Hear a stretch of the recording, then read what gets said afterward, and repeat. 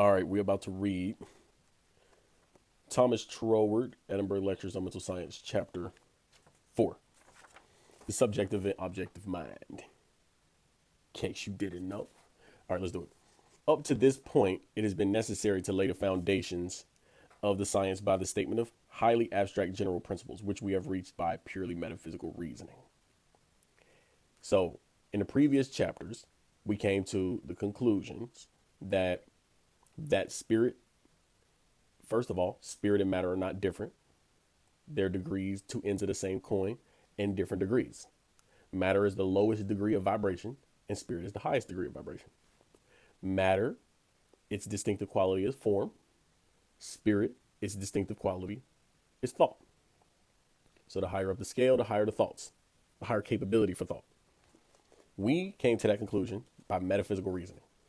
It just means we look at how things are, and we look at a certain number of instances, and we conclude that there must be a source to this based on regular reasoning.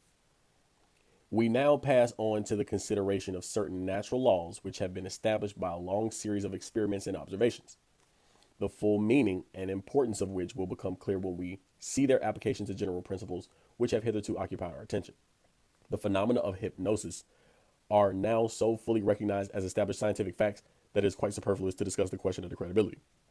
So what he's saying is we're going from abstract reasoning that can't be proven, but makes sense, now to reasoning that's been proven by science that supports the same thing. Not confirmation bias. Not we think this is true and now we're about to go find facts to support it. Not that. We're reasoning from the highest level of abstract reasoning now down to it's pretty abstract still, but it's been proven. Very important distinction, because what a lot of people do is they will take their idea of the universe and they'll write a book, a story. Celestine prophecy is one of them, to prove that this way of thinking is real. It's not real. Or they'll write a book about their life, or they'll write a book about something, do a course, and those things, the how-tos that they put forth, what principles are they based on? What principles are they backed on? They have no idea what the principles are. What he's doing here is going from abstract reasoning down to the very fundamental principle that we can understand by science, which is hypnotism. Two great medical schools have been founded upon them, and in some countries, they become the subject of special legislation. The question before us at the present day is not as to the credibility of the facts, but as to the proper inferences to be drawn from them. And a correct apprehension of these inferences is one of the most valuable aids to the mental sciences, for it confirms the conclusions of purely priori reasoning by an array of experimental instances, which place the correctness of those conclusions beyond doubt. So he's saying the important part here is that we take this theory. It's not a theory, it's reasoning, but then we put it to the test. And we don't just put it to the test in one way. We look at how it's been tested over and over again from many different angles. And every single time it's tested, and what they're really testing is the capability of the subconscious mind, is really what they're testing. It shows that this reasoning we've had before is real, that spirit is throughout all, because certain things wouldn't happen. For instance, if the subconscious, if we were not spirit and the spirit did not affect the physical matter, then the experiment wouldn't show that when we thought something and when we focused on something that it changed the results of experiments, but it does, and we prove that by quantum physics. So our thoughts do have an effect on physical matter. It causes a response from them. So we know that to be true beyond a shadow of a doubt. The great truth which science of hypnotism has brought to light is the dual nature of the human mind. Much conflict exists between different writers as to whether the duality results from the presence of two actually separate minds in one man, or in the action of the same mind in the employment of different functions. I'm gonna skip a lot of this part because he basically says it's irrelevant. Either way, it doesn't matter. It's still coming from one person. So the subconscious and the conscious mind both come from one person. So he's going to use the example of having it come from two separate minds in one individual. So that's how he's going to present it. But I want to point out the fact he's still talking about mental science. So this entire book is about using the mind to create reality. The science of the mind's effect on physical matter. The response from each. And each of those is response to spirit. He's talking about that. Now let's go to the next chapter. A long series of careful experiments by highly trained observers, some of them men of worldwide reputation, has fully established certain remarkable differences between the action of the subjective and that of the objective mind, which may be briefly stated as follows. The subjective mind is only able to reason deductively and not inductively. What that means is the subconscious mind cannot choose. It takes the assumptions you've given it and plays those assumptions out how they have to be if those assumptions were true. If I assume certain things like I can't, I won't, I never have, none of my family has, so therefore I can't. The subconscious mind plays those conclusions out over a storyline. And that storyline will reveal these 5 things as true. That's how the subconscious mind reasons. It doesn't reason, it doesn't ask if the ideas were false or true. It just plays them out. And I'm gonna just read it. That's what he's about to explain. Okay, so they reason deductively and not inductively, while the objective mind can do both. Deductive reasoning is pure syllogism, which shows why a third proposition must necessarily result if 2 others are assumed. Now, this is scientific too, but it's so dynamic that you have to have a very high level of awareness and attention to pick up what these are. And do not assume you have it. Do not assume you have it. Test yourself to see if you have it. Because the biggest hindrance to this, in my experience, is thinking I have it. When I read this book and I think I got it already, the book is boring. I read it already. But then I come back to it realizing I don't know something, and then I find something new in the book. So don't assume you know this right now. I'm talking about you. Don't think about anybody else right now. I'm talking about you. You do not think that you have this. You learn from this. I learn from this. Every single time we read this, we should glean something new, some deeper understanding or deeper distinction. Okay, so deductive reasoning is pure syllogism, which shows why a third proposition must necessarily result if 2 others are assumed, but which does not help us determine whether the 2 initial statements are true or not. To determine this is the providence of inductive reasoning, which draws its conclusions from the observation of a series of facts. Now, remember this. Just because you think it's a fact doesn't make it a fact in real life, because what most people think are facts are not facts. They're people's opinions. But if you take a person's opinion as a fact, your subconscious mind doesn't know the difference between that fact and a real fact. It has no idea what the difference is. So think about the fact that you've taken facts as law, as true, that may just be people's opinions. Just think about that. Now, it says conclusion from observation of a series of facts. The relation of the 2 modes of reasoning is that first, by observing a sufficient number of instances, we inductively reach the conclusion that a certain principle is of general application. And then we enter upon deductive process by assuming the truth of the principle and determining what results must follow in a particular case on the hypothesis of its truth. So the very first thing that happens is we look at instances in our life and we say, well, that happened and that happened and that happened and this said that and that said that. So this must be true. Now, imagine that you've only seen poverty. Now, you got to read Law of Success for this in 16 lessons. He gave an example. If you got raised thinking around people who think poor, who've been poor, you only saw poor circumstances around you, me included, you have ingrained ideas and facts in your brain that say poverty is just my destiny. I can't get out of it. It's just what I'm born with. If you think that, then the subconscious mind doesn't know any different facts. You've just concluded these facts based on what you've seen. Now, take yourself and plant yourself in an environment where wealth was normal and you never had a challenge getting anything you wanted, or at least you didn't think you did. Well, those facts would stick in your mind and you would have no problem thinking that you can get anything you want. And that wealth is easy and you just have to kind of get out there and do it. It's the same thing. Those would be facts to you on the opposite end. And then the subconscious mind would reason it out and create a bridge of incidents that would reveal that is true. So every time you wanted something, it will be easy for you to get because you've accepted these facts in your mind as true. This is what it's talking about right now. Deductive reasoning or inductive reasoning is let me see all of these instances. So the relation of the 2 modes of reasoning is that first, by observing a sufficient number of instances, we inductively reach the conclusion that a certain principle is of general application. And then we enter upon the deductive process. We go, what does this have to mean? By assuming the truth of this principle and determining what results must follow in a particular case on the hypothesis of its truth. If it's true that wealth is easy and I want wealth, then I'll get it. If I try this, it'll work. I'll succeed. Or on the opposite end, things usually don't work out for me. So if I try this, I'll probably fail.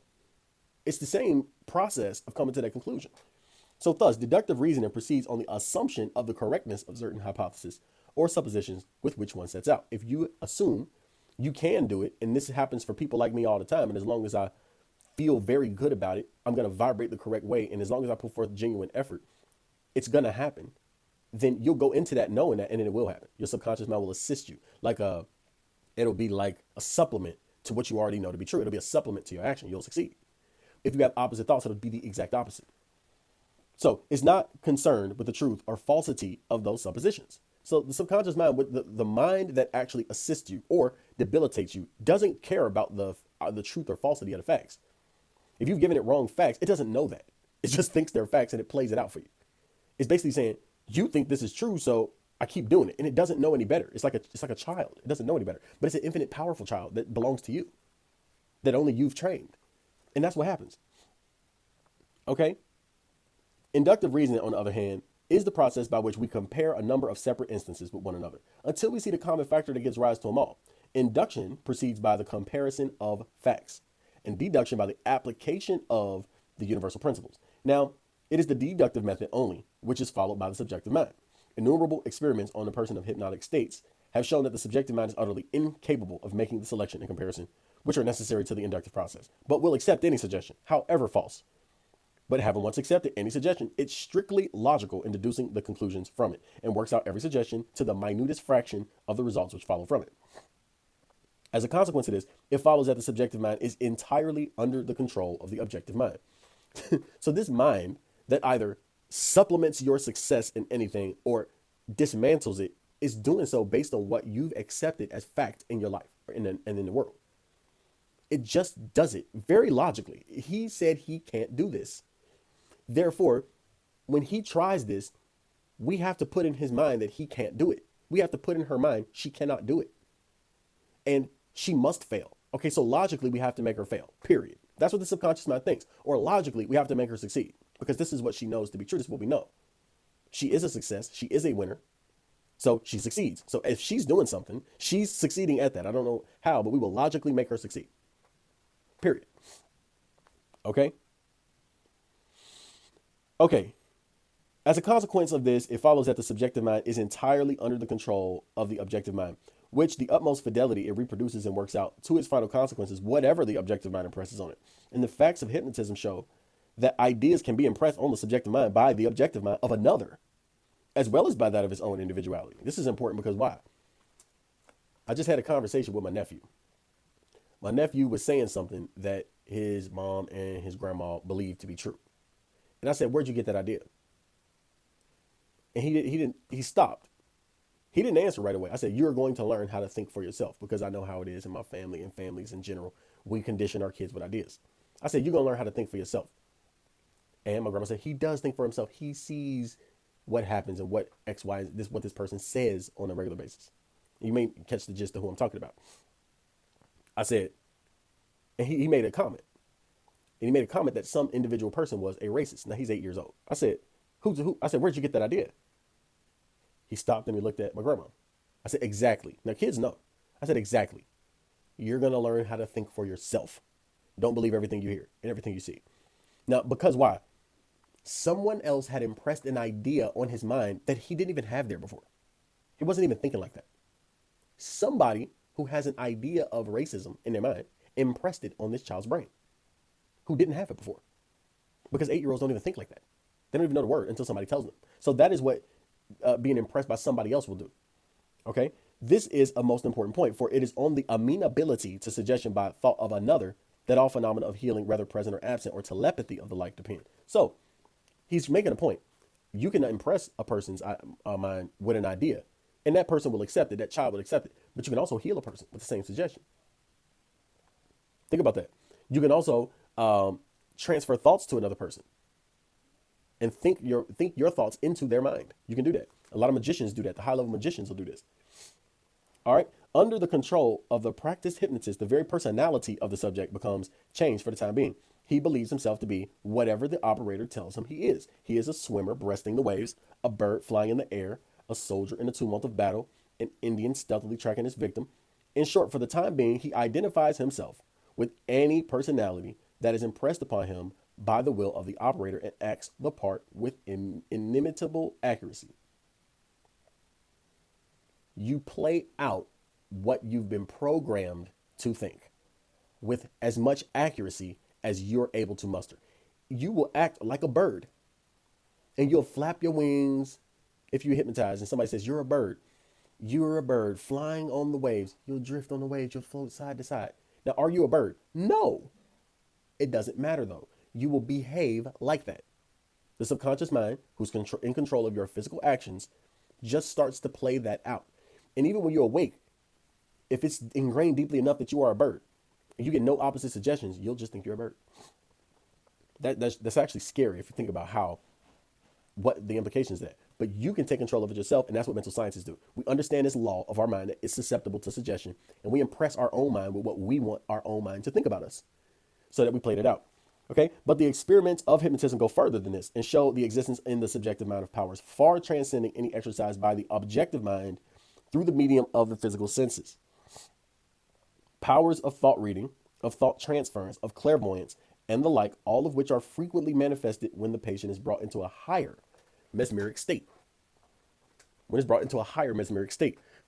Excuse me. And we have thus experimental proof of the existence in ourselves of transcendental qualities, faculties, the full development and conscious control of which would place us perfectly in a new sphere of life. So not only can the subconscious mind just accept that I'm a bird, but it has powers. It can read other people's thoughts. It can pick up thoughts that are in the air from other people if it's trained to do so. It's already doing it. But you can train your subconscious mind to pick up certain kinds of thoughts that relate to a business success, a relationship success, health success, or failure, each one of those categories. And we have the experimental proof of the existence in ourselves of transcendental faculties, the full development of and conscious control of which will place us in a perfectly new sphere of life. But it should be noted that the control must be our own and not that of any external intelligence, whether in flesh or out of it. But perhaps the most important fact, which hypnotic experiments have demonstrated, is that the subjective mind is the builder of the body. So this has been proven that it's the builder of the body. The subjective entity in the patient is able to diagnose the character of the disease from which he's suffering and point out suitable remedies, indicating a psychological knowledge exceeding that of the most highly trained physicians. The subconscious mind has the capability to do this. And also a knowledge of the correspondences between disease conditions of the bodily organs and the material remedies which can afford relief. The subconscious mind can pick up what the body is, the builder of the body. So if you want to fix a watch, you have to go back to the watchmaker to fix it. If you want to rebuild the body, you go back to the body builder to fix it. And that's the subconscious mind. The subconscious mind knows everything about the body. So if you tell the subconscious mind, if you suggest to the subconscious mind that a certain part of your body is healed and you imagine yourself that way and you see yourself that way and you know that you have a body that's actually healed and you feel into that, although your physical body may be unhealthy, since your subconscious mind doesn't know that, it just takes the facts that you give it and you think you're healthy. Just like Joe Dispenza in the placebo effect, or Joe Dispenza, if you know Joe Dispenza in his story, he had a spine crushed and rebuilt it with his mind. Sounds crazy. Really happened. The subconscious mind built back the body because he suggested it was okay. He suggested it very specifically though, but he did suggest it was okay. And he walked out of the hospital with no surgery. So what's the point here? I'm gonna stop right here and we're gonna say the rest for the next session. The point here is this. You have a subconscious mind and you are the subconscious mind. You have full control over what reaches your specific subconscious mind. Control what reaches your subconscious mind, meaning control what facts you believe. Gather accurate facts that support what you're doing. Because if you gather facts that go against what you're doing, you'll feel like you can't. I'm gonna give you another story. Some people in my family believe that since they are black and since slavery happened, they can do almost nothing. And there's a lot of people who think like this now after I'm looking on the internet. Since I'm black, since slavery happened, I can't do anything. I can't succeed. We can't succeed as a people. Okay, if you believe that, if you actually believe that, that means that the subconscious mind has accepted the fact that this color of your skin and what happened long ago affects what you can do today. Then that is true for you. It will play out that logical conclusion to its perfect end. And the only thing you'll do, you'll act within the box of what you believe you can do, because these are the facts that you know are true. Even though out here, 99% of all that's available is still available, your factual box you put yourself in disallows any of that to happen because your subconscious mind controls your life.